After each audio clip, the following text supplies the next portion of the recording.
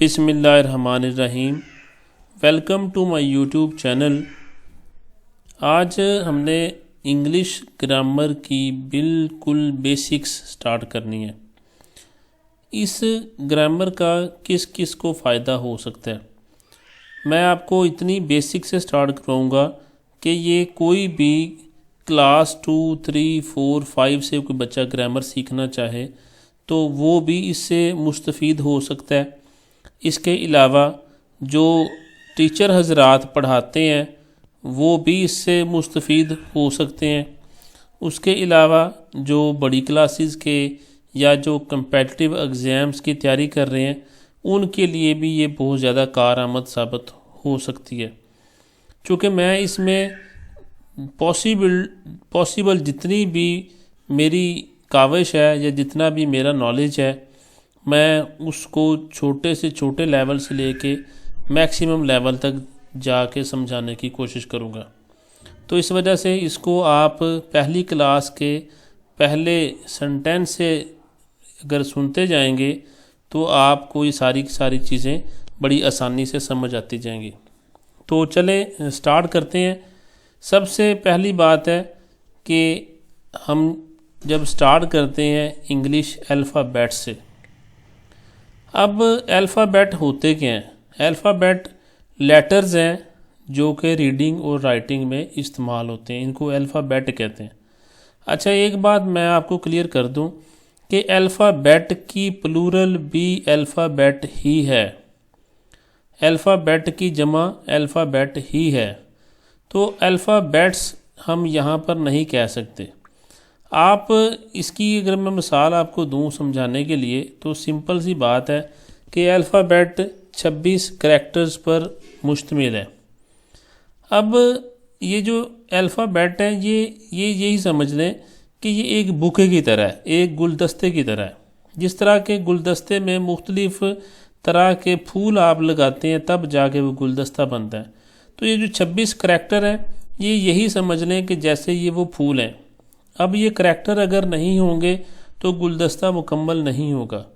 तो इस वजह से अल्फ़ाबेट एक प्लूरल तौर पर भी इस्तेमाल होता है और सिंगुलर के तौर पर भी इस्तेमाल होता है। हाँ, आपने अल्फ़ाबेट्स भी ज़रूर सुना होगा। अल्फ़ाबेट्स क्या होता है? अगर मुख्तलिफ़ ज़ुबानों के मुख्तलिफ़ हरूफ़ तहज्जी की हम बात करें तो फिर हम अल्फ़ाबेट्स इस्तेमाल करेंगे। हाँ, अगर हम एक ही ज़ुबान के करैक्टर्स की बात कर लें, लेटर्स की बात कर लें तो उनको अल्फ़ाबेट कहेंगे, अल्फ़ाबेट्स नहीं कहेंगे। मुख्तलिफ़ ज़ुबानों के लिए अल्फ़ाबेट्स हो सकते हैं, जबकि एक ज़ुबान की बात करें फिर अल्फ़ाबेट ही उसकी प्लूरल है। तो एक तो ये आपको यहाँ मुमकिन है कि डाउट हो, वो मैंने आपका सबसे पहले क्लियर किया कि लफ्ज़ अल्फ़ाबेट है, अल्फ़ाबेट्स नहीं है। तो ये मैंने आपको डेफिनेशन बता भी दी कि रीडिंग राइटिंग में जो लेटर्स यूज़ होते हैं उनको अल्फ़ाबेट कहते हैं। ये ए से लेके जेड तक हैं। अब टोटल 26 हैं। अब मैंने यहाँ पर इसको जेड प्रोनाउंस किया है, जी प्रोनाउंस नहीं किया। इसकी रीज़न क्या है? चूँकि हम लोग ज़्यादातर ब्रिटिश लैंग्वेज यूज़ करते हैं, इस वजह से ब्रिटिश लैंग्वेज में इसको जेड पढ़ा जाता है, जबकि अमेरिकन लैंग्वेज में इसको जी पढ़ा जाता है। तो चूँकि हमारे यहाँ पर प्रेफरेंस ब्रिटिश लैंग्वेज को दी जाती है, that's why I used Z instead of G. अब जी अमेरिकन यूज़ करते हैं। आप वो केबल पे एक चैनल भी आता है जी टीवी, तो उसको जेड टीवी नहीं कहते, ठीक है, तो जी टीवी आता है। खैर, ये जेड और जी की स्टोरी भी मैंने आपको बता दी। आगे इंग्लिश अल्फ़ाबेट दो तरह के हैं, कैपिटल लेटर्स हैं या अपर केस इन्हें कहा जाता है, बड़ी ए बी सी कह लें। दूसरा स्मॉल लेटर्स हैं या लोअर केस हैं, इनको आप छोटी ए बी सी से भी जानते हैं। तो ये दो तरह के ही हैं। नेक्स्ट है वॉवल्स एंड कॉन्सोनेंट्स।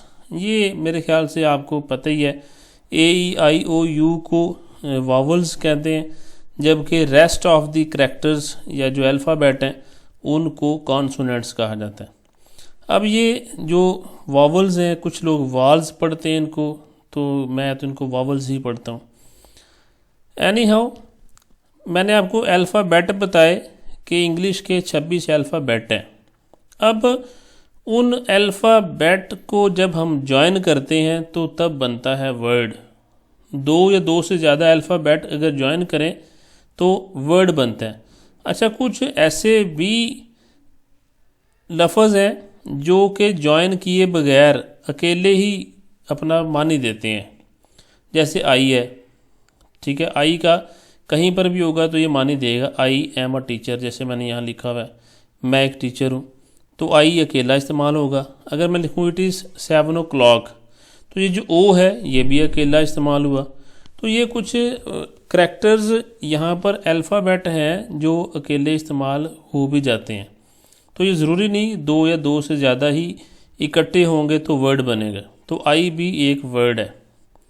तो यहाँ पर मैंने बता दिया वर्ड, लफ्ज़ दो या दो से ज़्यादा अल्फ़ाबेट को इकट्ठा करें तो बनेगा वर्ड। इसी तरह अगर दो या दो से ज़्यादा वर्ड्स को इकट्ठा करेंगे तो बनेगा सेंटेंस, जिसे जुमला कहते हैं उर्दू में। अब ये जो सेंटेंस है इसमें सबसे बड़ी जो करैक्टरिस्टिक है वो इसकी ये है कि ये आपको बात पूरी समझाता है, ये आपको कंप्लीट सेंस देता है। तो जब आपको बात पूरी समझ आ रही है, सेंस कंप्लीट है, तो फिर आप उसको सेंटेंस कहेंगे। अब सेंटेंस की यहाँ देखिए मैंने एग्जांपल लिखी हैं, I am a student, he is Ali, she Yeats apples. ये सारे सेंटेंसेस हैं। अब यहाँ एक नोट भी लिखा हुआ है कि सेंटेंस हमेशा कैपिटल लेटर से स्टार्ट होता है और पीरियड्स पर एंड होता है। पीरियड या फुल स्टॉप कह लें आप, इसको पीरियड कहा जाता है।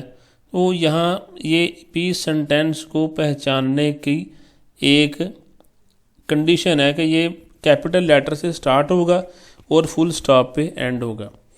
अब ये जो बात पूरी समझा दे उसे तो मैंने सेंटेंस कह दिया।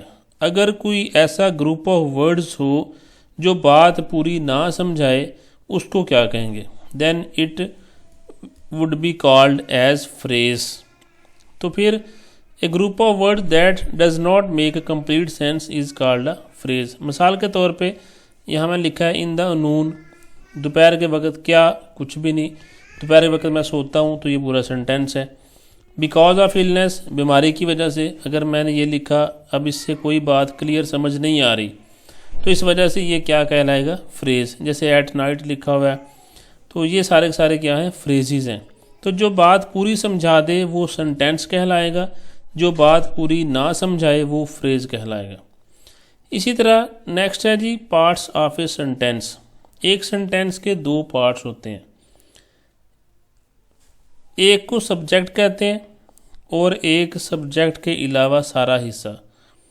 तो जो सब्जेक्ट है और एक सब्जेक्ट के अलावा है, जो अलावा है उसको प्रेडिकेट कहा जाता है। तो एक सेंटेंस के दो हिस्से होते हैं। आज फ़िलहाल यहाँ तक ही कर लें, चूँकि अब यहाँ सब्जेक्ट है ये डिटेल में समझाना है और आगे सेंटेंस की टाइप्स हैं वो भी डिटेल में समझाने वाली हैं। इस वजह से उसको दूसरी वीडियो पे रख लेते हैं। आज की जो फर्स्ट वीडियो है उसको यहाँ तक ही रख लें। इसमें मैंने आपको, अब मैं थोड़ा सा आपको कंक्लूड कर दूं। सबसे पहले मैंने आपको अल्फ़ाबेट बताया कि अल्फ़ाबेट की जमा अल्फ़ाबेट ही है। 26 अल्फ़ाबेट हैं, वो स्मॉल लेटर्स और कैपिटल लेटर्स हैं। अल्फ़ाबेट को मिलाएं तो वर्ड बनता है, वर्ड को मिलाएं तो सेंटेंस बनता है। सेंटेंस कैपिटल लेटर से स्टार्ट होता है, फुल स्टॉप पे ख़त्म होता है और सेंटेंस कंप्लीट सेंस देता है।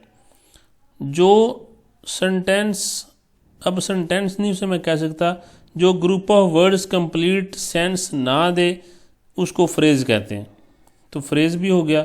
उसके बाद सेंटेंस के पार्ट्स हो गए। सेंटेंस के दो पार्ट्स होते हैं, एक सब्जेक्ट और एक सब्जेक्ट के अलावा।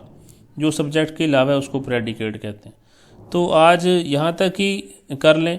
नेक्स्ट इंशाल्लाह सेंटेंस में सब्जेक्ट को डिटेल में देखेंगे और उसकी जो आगे सेंटेंस के टाइप्स हैं, उसके स्ट्रक्चर के हवाले से या फंक्शन के हवाले से, वो नेक्स्ट करेंगे। Thank you so much.